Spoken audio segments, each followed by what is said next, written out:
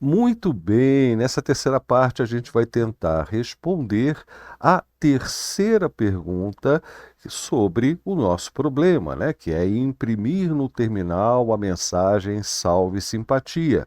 A questão agora é o que significa imprimir, mas a gente não tem como falar sobre o significado do uso da palavra impressão no enunciado desse problema sem entender também o que são terminais, ou até de uma forma mais completa, o que significa imprimir no terminal. E é isso que nós vamos ver agora. Muito bem. A discussão em si sobre o termo imprimir não é tão relevante assim. É claro que a gente precisa ajustar a nossa forma de dizer as coisas, porque vai afetar a forma como a gente vai pesquisar também soluções, né, eventualmente, num buscador, ou vai perguntar para outras pessoas. Mas ela não é uma questão problemática. A gente vai ver que isso remete a um tempo onde, de fato, terminais possuíam impressoras. Mas, veja, são alguns aspectos que vão surgir dessa conversa que realmente interessam para a gente. Eu já coloquei aqui no slide os quatro principais pontos dessa discussão. Primeiro, uma questão histórica que vai levar a gente a falar sobre a origem dos terminais. Segundo, é que o terminal, sendo um componente de hardware, vai trazer também uma certa implicação em termos de sistemas operacionais. Terceiro, que a evolução natural da tecnologia levou a gente a substituir terminais como equipamentos em separado por equipamentos genéricos, como um monitor e um teclado, que são utilizados para muito mais coisas do que simplesmente exibir ou funcionarem como um terminal. E, por último, eu acho que eu já fiz essa citação de passagem, é o fato da gente não operar o shell diretamente. E, conectando todos esses pontos, ainda tem outros conceitos que precisam ser, no mínimo, introduzidos de uma forma clara, como, por exemplo, fluxos de dados, processos e o que o kernel faz dentro de um esquema de um sistema operacional. Qual é o papel do kernel em relação a essas coisas e principalmente essas coisas que vão afetar o desenvolvimento da nossa habilidade de criar scripts ou até escrever comandos eh, no modo interativo do shell. Eu vou tentar ser breve, mas eu adianto que alguns desses pontos vão requerer que você revisite ou assista novamente alguns trechos, porque eles são bastante abstratos para nós hoje em dia. Deixa eu passar o primeiro slide aqui, que você já vai entender o que eu quero dizer com isso. Veja, esse aqui à direita é o terminal que foi utilizado por mais de 10 anos a partir por mais de 10 anos, não, desculpe, por mais de 20 anos a partir do começo dos anos 60. Isso era o terminal no tempo em que o Unix foi desenvolvido, foi criado. Esse foi o terminal utilizado para escrever a linguagem C, para vocês terem uma ideia da importância desse equipamento e do tempo que ele passou sendo utilizado, e o que já justifica o primeiro ponto do questionamento, que é de onde vem a gente falar imprimir algo no terminal. Está aqui a resposta, muito clara, muito objetiva. De fato, os textos eram impressos num papel, numa folha de papel, um formulário contínuo. Então, essa parte fica fácil de entender. Mas vamos aprofundar um pouquinho mais o momento histórico do uso desse terminal para a gente ligar com outros conceitos. Veja só.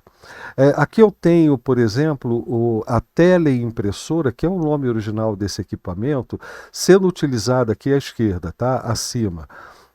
Na Segunda Guerra Mundial, por exemplo, eram trambolhos enormes aqui durante a Segunda Guerra Mundial, nos anos 1940, mas esses equipamentos já eram utilizados 10, 15 anos antes dessa época para telegrafia, na área da telegrafia. As teleimpressoras foram inventadas no final do século XIX e começaram a ter uso prático, de fato, nos anos 30, no começo dos anos 30.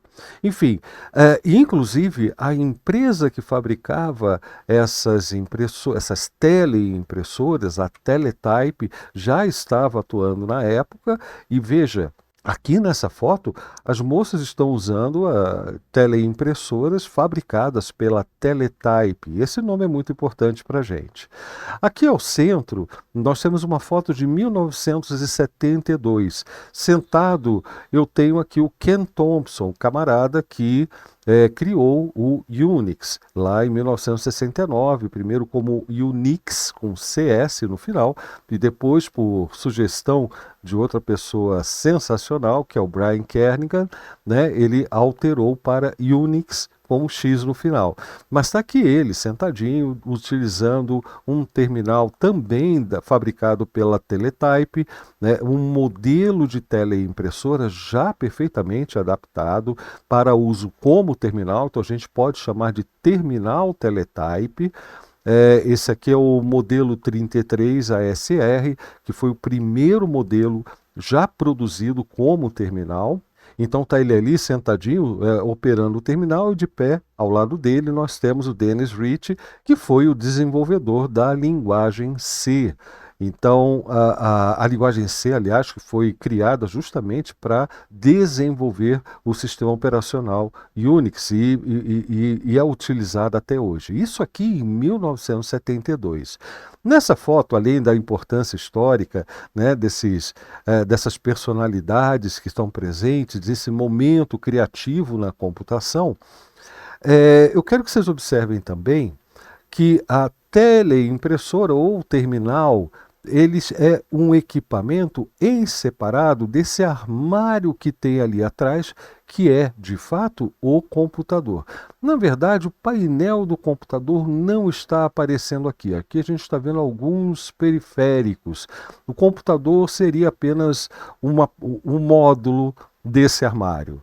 Mas isso por si só já é muito importante, porque a gente está vendo que existe uma separação entre o que acontece internamente ali na computação, o que é o software rodando, né, e o equipamento. Eles não compartilham da mesma natureza. O software é abstrato, a impressora é física, tangível. Isso leva a gente a observar já o quarto ponto aqui que eu mostrei no slide. Veja, no presente, assim como no passado, nós interagimos apenas com o terminal e não diretamente no shell. O shell é um software, o terminal é um hardware. Hoje, esse hardware não é mais, deixa eu voltar lá para o outro slide, aqui. Hoje esse hardware não é mais composto por circuitos eletrônicos e peças mecânicas. Ele é totalmente abstraído em software. E quem faz essa abstração é o kernel. Antes de eu avançar um pouquinho mais na história, eu quero também mostrar só uma última foto que também está usando uma Teletype 33 ASR, né? Aqui nessa última foto, que é o Bill Gates, garotinho, e o Paul Allen, né, numa universidade. Essa foto, quando eu baixei, diziam que ela era de 1982, 83, mas eu acho que isso está errado. Eu acho que isso aqui foi um pouquinho antes ou um pouquinho depois do lançamento do interpretador BASIC 1.0 que os dois fizeram para um computador pessoal, o primeiro computador pessoal que começou a ser produzido, o Altair, que aqui muita gente chama de Altair, e o Basic 1, ele foi lançado em 1975, se não me falha a memória. Então, eu acredito que essa foto seja de poucos anos depois da foto aqui com o Ken Thompson e o Dennis Ritchie. A minha escolha de apresentar essa foto é porque tem um filme que talvez historicamente não seja muito preciso, mas em termos de ambientação histórica, aí sim, ele ilustra muito bem esse contexto, que é em português ficou como Piratas de Silicon Valley. Eu recomendo que vocês assistam, principalmente essa época inicial, né, da garagem lá do Wozniak, e essa fase em que o Paul Allen e o Bill Gates estão construindo, criando o que viria a ser mais tarde a Microsoft e desenvolve o seu primeiro produto, que é o interpretador Basic para o Altair.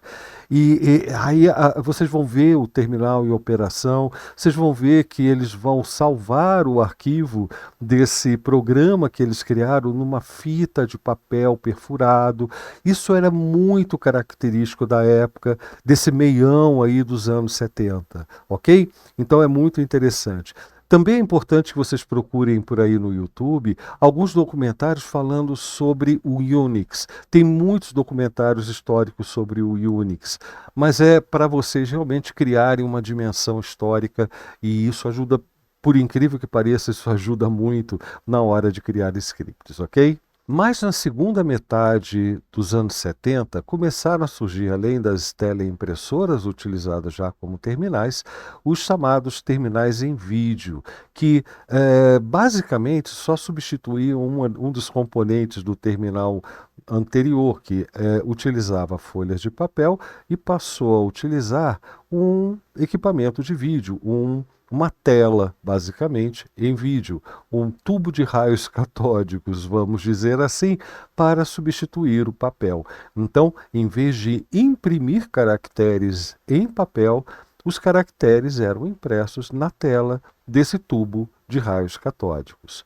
Não há uma grande diferença entre os dois. Ainda são equipamentos dedicados a serem terminais. O pessoal chamava de terminal burro, mas para nós, na época, não havia essa distinção, porque não havia terminal inteligente. E assim como não há monitor inteligente ou teclado inteligente.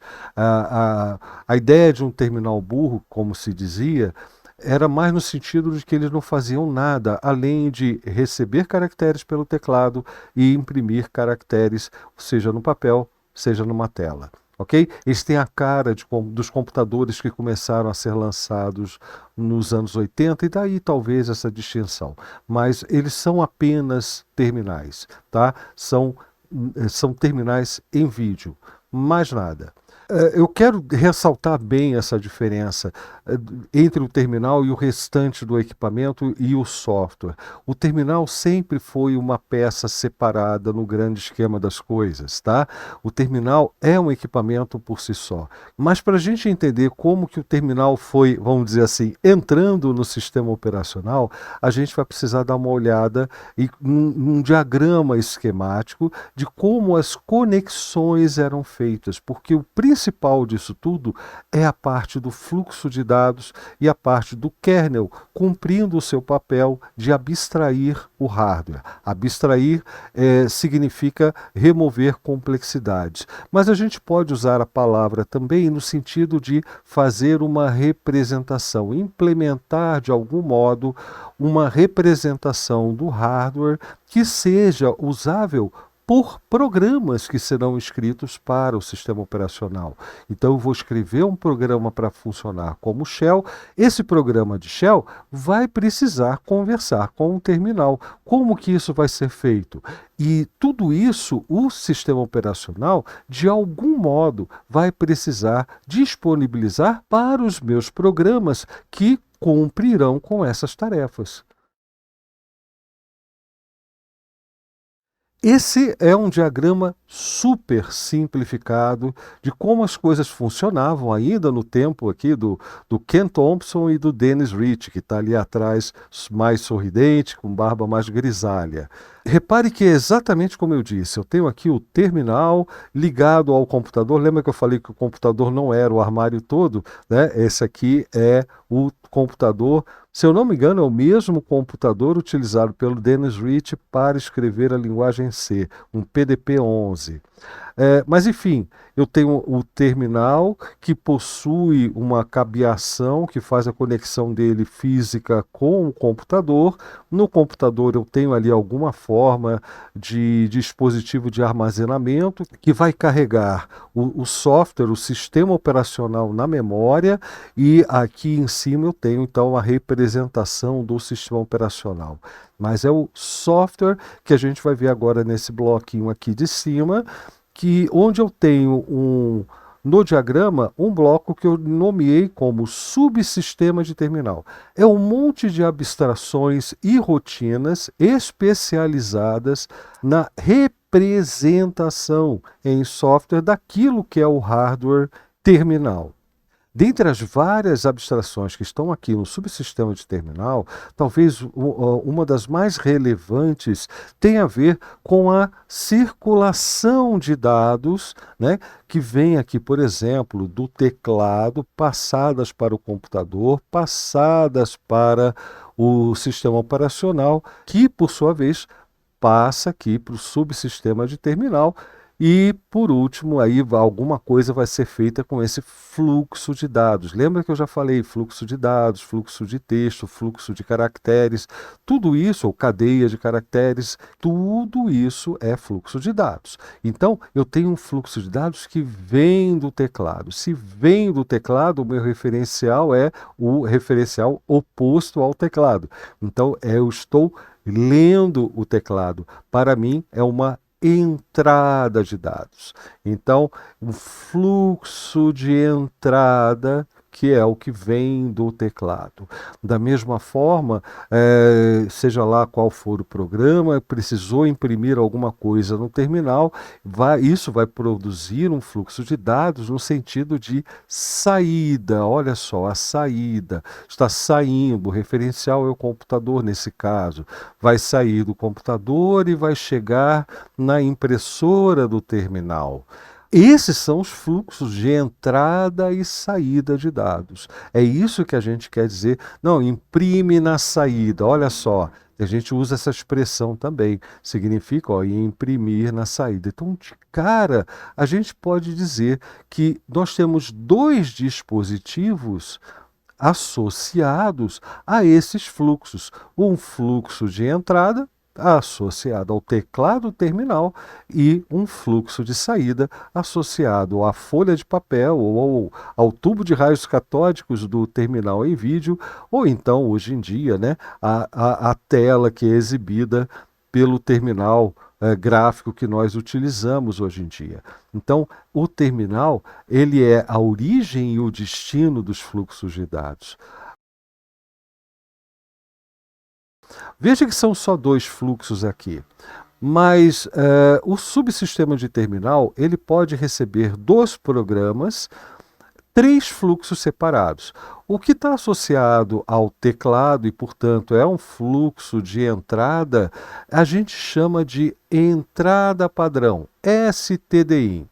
Esse fluxo, mais adiante, ainda nessa parte, nós vamos ver que também é um dispositivo, né? Um dispositivo de entrada. Ele vai ter também uma representação no sistema operacional. Eu vou mostrar isso para vocês na prática. Do ponto de vista do programa, e aqui você vê que eu já estou antecipando o assunto importante, que é o processo do programa, porque não é bem o programa que tem acesso a isso tudo, mas é o seu processo. Do ponto de vista do processo do programa do Shell, nós estamos usando um programa que funciona como Shell nesse nosso exemplo. O Shell, o programa, o processo, está lendo esse fluxo. Então, um fluxo de entrada, ele é lido, então ele é um fluxo de leitura também. Ora, eu falei que mais tarde eu vou mostrar que STDIN também acaba sendo implementado no sistema operacional como um dispositivo. E no sistema operacional, dispositivos são um tipo de arquivo.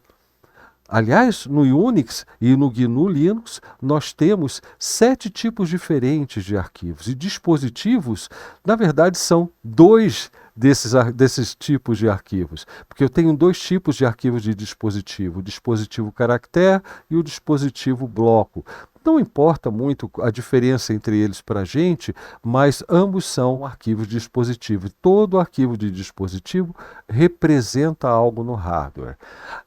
E eu estou utilizando o termo aqui dispositivo quando eu me refiro a STDIN, mas pensando no que acontece no subsistema de terminal. Vai existir de fato um dispositivo de entrada aqui no subsistema de terminal que, para eu poder saber o que tem nele, como programa, né? Eu sou um programa, quero saber o que tem nesse dispositivo, eu preciso fazer uma leitura.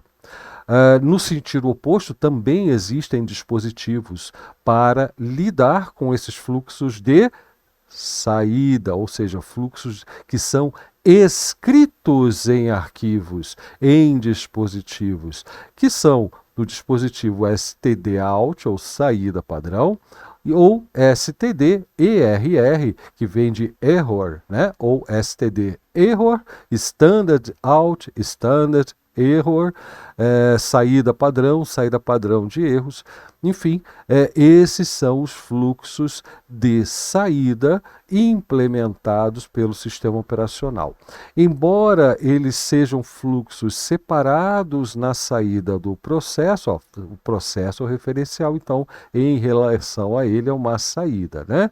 O que eu vou ter aqui no subsistema, esses dois fluxos serão tratados como um mesmo fluxo, mas nós vamos ver que existem mecanismos do sistema operacional acionados pelo shell que possibilitam a gente a coletar esses fluxos de dados independentemente. Eles são originados de forma separada justamente para que a gente possa capturar erros e capturar saídas normais em separado. Mas, do ponto de vista do subsistema de terminal, os dois vão parar no mesmo lugar. Observa só que eu tenho uma setinha apenas aqui, que é aquilo que estiver sendo usado para exibir algo no terminal. Então, seja o papel, seja o vídeo, seja uma interface gráfica. Ok? Maravilha!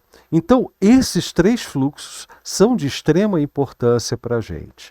Eu vou mostrar aqui no slide uma tabelinha onde eu faço a relação entre eles. Mas antes, eu não posso me esquecer de falar que o processo em si, ele não lida com os dispositivos std-in, out e erro, isso é mais uma nomenclatura associada ao terminal.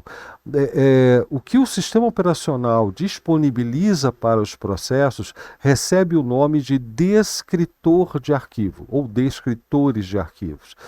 Por padrão, todo processo recebe acesso a 3 descritores de arquivos. E por serem disponibilizados por padrão, eles são chamados também de descritores de arquivo padrão, ou se eu estiver falando dos dispositivos, né, a gente está falando dos fluxos de dados padrão, e tudo é a mesma coisa no fim das contas. O fato é que quando um processo tem acesso a esses 3 fluxos, ele tem acesso aos descritores de arquivos 0, 1 e 2, sendo que o 0 vai corresponder ao fluxo de leitura e 1 e 2 vão corresponder ao fluxo de escrita, ou std-out, std-err, ou aqui em cima std-in, é tudo a mesma coisa. Dá para a gente cambiar aqui a terminologia numa boa, sem nenhuma preocupação quanto a isso, tá? E vocês vão ver que no fim é a mesma coisa mesmo. Eu já vou mostrar para vocês. Aqui está a tabela. Esses são os fluxos de dados padrão. Isso, gente, precisa conhecer. Eu não vou entrar em detalhes aqui nesse curso, mas tem o curso Shell GNU, uma playlist completa lá no YouTube, e eu recomendo que vocês procurem os vídeos, se eu não me engano, o 10º ou 11ª aula desse curso, curso Shell GNU, onde eu faço um aprofundamento muito completo no assunto, ok? Então assistam lá, procurem por redirecionamentos. A aula é sobre redirecionamentos. É impossível falar de redirecionamentos sem saber isso daqui. Como redirecionamentos estão entre os mecanismos mais importantes para a gente usar em comandos e em scripts, então é essencial que você pesquise um pouco mais sobre isso, além, é claro, das várias oportunidades que nós teremos para conversar sobre o assunto. Mas isso daqui é um resumo que eu acho que é o suficiente para a gente começar a trabalhar. Como eu disse, nós temos os dispositivos que representam esses fluxos de dados. STD-IN, STD-OUT e STD-ERR, dispositivos, tá? O significado, entrada padrão, saída padrão de erros. Como dispositivos, ou seja, como arquivo no sistema operacional, nós temos um diretório dev. Dev vem de device, não é desenvolvedor, é device. No diretório devices, que é dispositivos em inglês, vocês vão encontrar os três fluxos, STD-IN, STD-OUT e STD-ERR. Só que embora eles representem de fato, eles digam respeito a dispositivos reais no subsistema de terminal, esses três dispositivos, nos nossos sistemas atuais, eles são ligações simbólicas que, no fim das contas, vão acabar no terminal, mas são arquivos ainda assim, porque uma ligação simbólica, como eu disse na parte anterior, funciona como um segundo nome para um arquivo. Então, essa é a ideia, tá? E, no caso, eles são ligações simbólicas para cada processo especificamente. Existe um outro diretório nos nossos sistemas atuais, veja que eu estou mostrando um diagrama bem do passado, mas esses conceitos chegaram aos nossos dias e são implementados de outra forma, eu já estou pulando para essa parte aqui. Enfim, repare que nós temos nos sistemas atuais um diretório /proc. Inicialmente, esse diretório está vazio, mas assim que o sistema operacional é carregado, nesse diretório é montada toda uma árvore de outros diretórios e arquivos, correspondendo cada uma dessas ramificações a um processo em execução do sistema. Mas o que é um processo? Um processo é toda uma estrutura de dados que o sistema operacional produz para a execução de um programa. Então, o programa ele existe na forma de um arquivo binário, um arquivo que contém os dados das instruções que o programa vai utilizar para cumprir o seu papel. Esse conteúdo binário é passado para a memória, mas não é só isso que vai para a memória. Antes, o sistema operacional precisa construir toda uma estrutura e encaixar as partes do programa, mais outros tantos recursos que tem que ficar naquela estrutura. Como se fosse uma estante como essa aqui atrás de mim, né, onde eu vou colocar em cada prateleira certinho cada parte daquilo que é necessário para um programa ser executado. Cada processo, inclusive, ele é identificado por um número que a gente chama de identificador do processo, em inglês Process ID, ou, como a gente resume, PID ou PID, mas é melhor e mais fácil dizer PID, tá? Eu já me acostumei. Então, PID, só para relembrar, no diretório /proc será montada toda uma estrutura de diretórios virtual que não vai existir no nosso disco, é uma estrutura de diretórios que também só vai existir na memória, e onde cada subdiretório desse diretório montado, né, esse diretório virtual montado, vai corresponder a um número de